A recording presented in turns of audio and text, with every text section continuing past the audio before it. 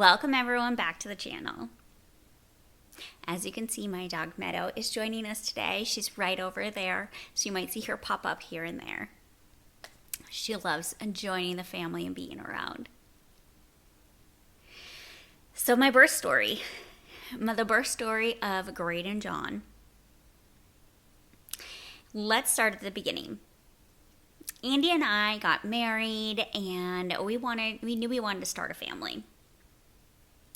About 6 months after, we did start trying to have a family, and I was having some gut issues and things, and so we stopped trying as I was scheduled for a colonoscopy and an endoscopy. We went in for the procedure day. I went back. I had my gown on. I was ready to go back. Ivy was ready, nothing flowing yet. And the nurse comes in. My husband is back in the waiting room. And so I'm back with my gown on in the bed and everything. And the nurse comes in and said, excuse me, I think you're pregnant. I was like, what? She's like, yeah, I think you're pregnant. She's like, can you go to the bathroom again for us? And I was like, sure, yeah. And I was like, but if a pregnancy test says you're pregnant, it doesn't usually say you're not pregnant then, right? And she was just like, I don't know. So anyways, I was freaking out. I was by myself, went to the bathroom again. I did not think I was pregnant at all. She comes back and she said, I did 5 tests. You're definitely pregnant. The colonoscopy and endoscopy did not happen. I was congratulated by my doctor, by many nurses, because as you know, those facilities have mostly older clientele. And they said this has only happened once in a while. I think I was like the 3rd person it's ever happened to with my doctor. So yeah, it was a fun day. We were not expecting it at all because we didn't think I was pregnant. And I was. Soon after, the pandemic did happen, and we carried on with life. I mean, as much as normalcy as we could. I had a lot of virtual doctor's appointments. Everything was carrying along great. Graydon was growing, and scans came back wonderful and everything. Where the story takes a turn is when I was going in for my 38-week appointment with my doctor. She texted me. She said, hey, I have 4 births today. I need to run to the hospital. Is there any way you can come in for your checkup sooner today? And I was like, yes, absolutely, coming right now, because I knew I needed to go in. When I got there, I started feeling horrible. I felt like I was not stable. I needed to lay down. I was dizzy. What they ended up finding was that my blood pressure was extremely high.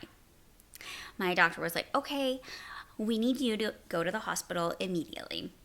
I'm going to call them. I'm going there with you as well, like in her own vehicle.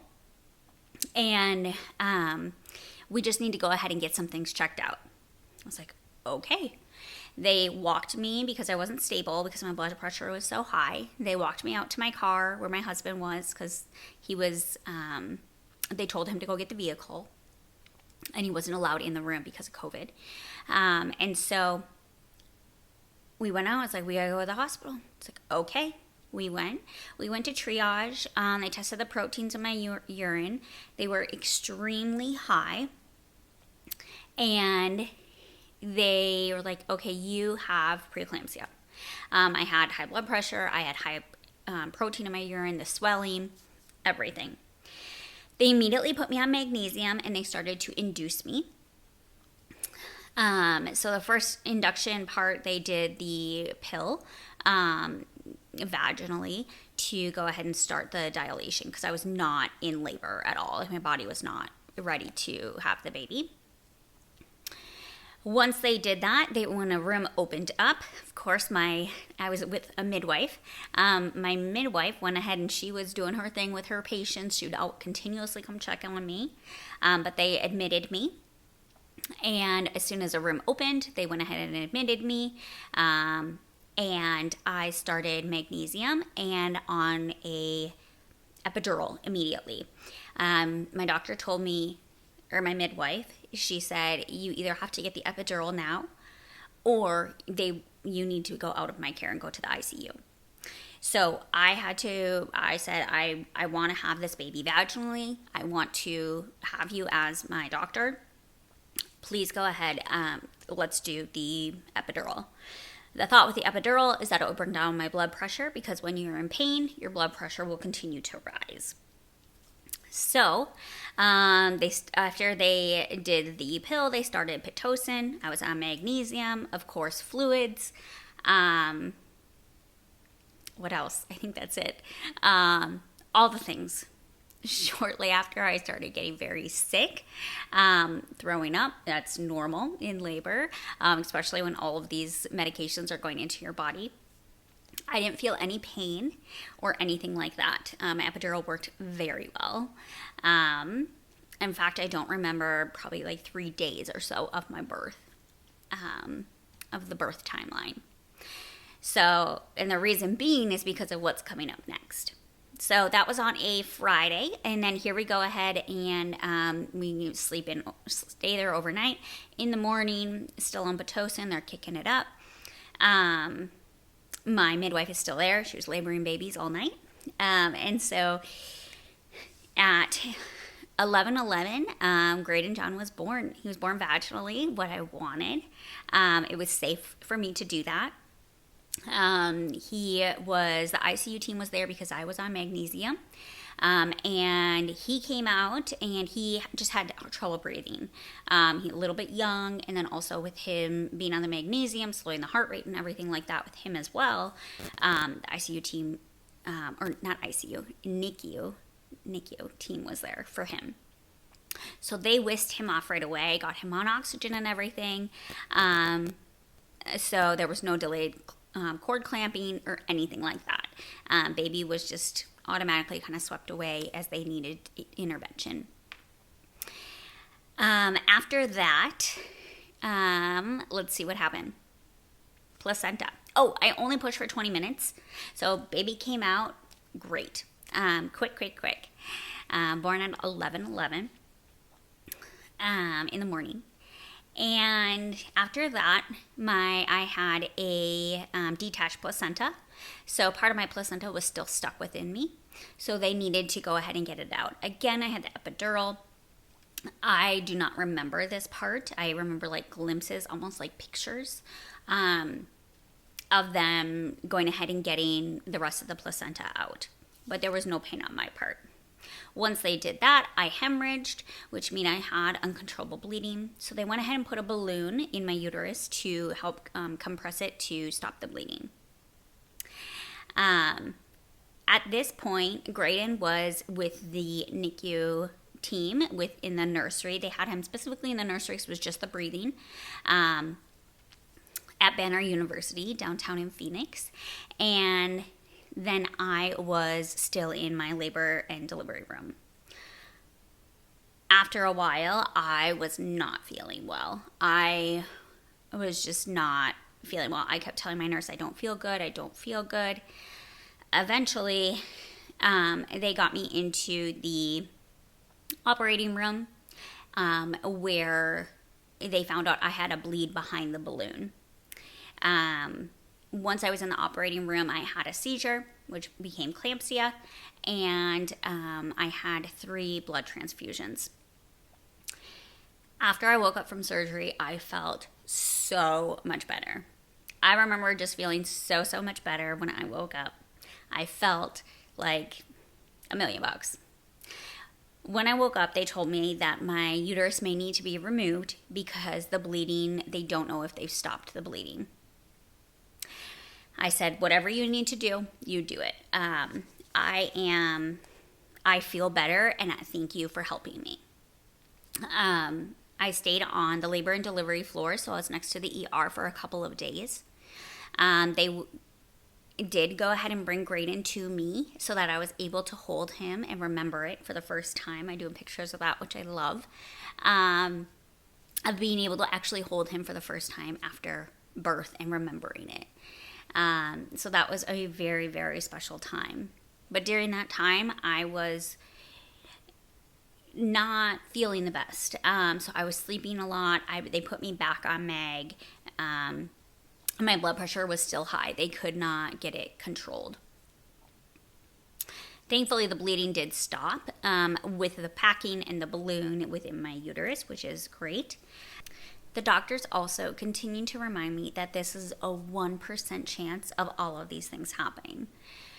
Having induction with my placenta, with my hemorrhage, with my seizure and high blood pressure and all of these things mixed together. They said this is a 1% chance of this all happening at the same time. And they continue to assure us that yes, you can have more children and this will not all happen again. You will be monitored very closely in your next pregnancy to make sure that these things do not happen.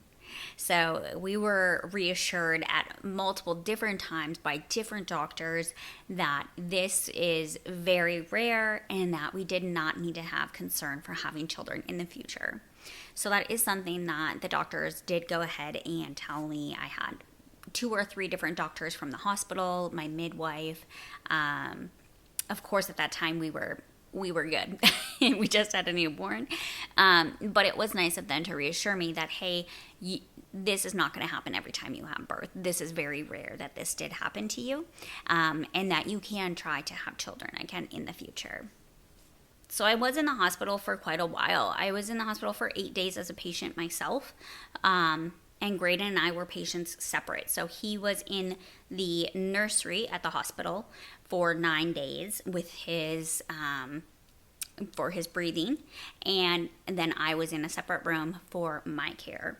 After a couple of days on the labor and delivery floor, they did move me up to long-term care, so I could be right next to where Graydon was. He was just across the hall, which was great. Downside of it, obviously not feeling well. I was back on Mag.